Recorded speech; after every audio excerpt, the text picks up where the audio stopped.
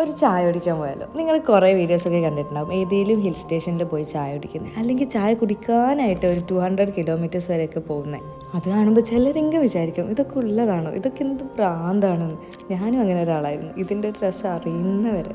അങ്ങനെ ഈ മൺസൂൺ സീസണിൽ ആദ്യത്തെ ട്രിപ്പായിരുന്നു വേഗമണിലേക്ക്. ഈ ഓൺ വോയിസ് ചെയ്യുമ്പോൾ തന്നെ സൗണ്ടൊക്കെ പോയിട്ടുണ്ടായിരുന്നു. അത് ഇന്നലെ പോയി ട്രിപ്പിൻ്റെ ആഫ്റ്റർ എഫക്റ്റ് ആയിരുന്നു.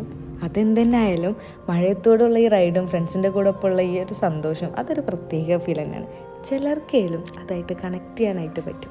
ഇത് ഞങ്ങൾ ഒരുപാട് പ്ലാൻ ചെയ്തിട്ട് പോയ ട്രിപ്പൊന്നുമല്ല. സൺഡേ ആയതുകൊണ്ടും ഫ്രണ്ട്സൊക്കെ ഒരുമിച്ചുള്ളതുകൊണ്ടും പെട്ടെന്ന് എടുത്തൊരു ഡിസിഷനായിരുന്നു. പിന്നെ വാഗമണ്ണാണ് ഈ ടൈം കാണാൻ എന്ത് രസം അറിയോ. ചെറിയ മഴയും കോടയും ഒരു രക്ഷയില്ലാത്ത വ്യൂ ആയിരുന്നു അവിടെ എല്ലാ ഭാഗത്തും. അതിൻ്റെ ഒപ്പം തന്നെ ഒരു ചായയും. എന്ത് ഫീലാണെന്നറിയോ.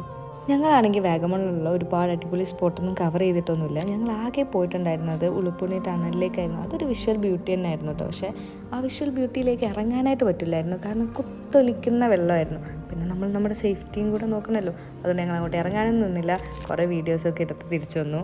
കാണുമ്പോൾ തന്നെ പേടിയാവുന്നുണ്ടായിരുന്നു. അപ്പോൾ അതൊക്കെ കഴിഞ്ഞൊരു 10 മണിയൊക്കെ ആകുമ്പോഴേക്കും തിരിച്ച് എറണാകുളത്തെത്തി. അപ്പോൾ അത്രേ ഉള്ളൂ. Bye bye.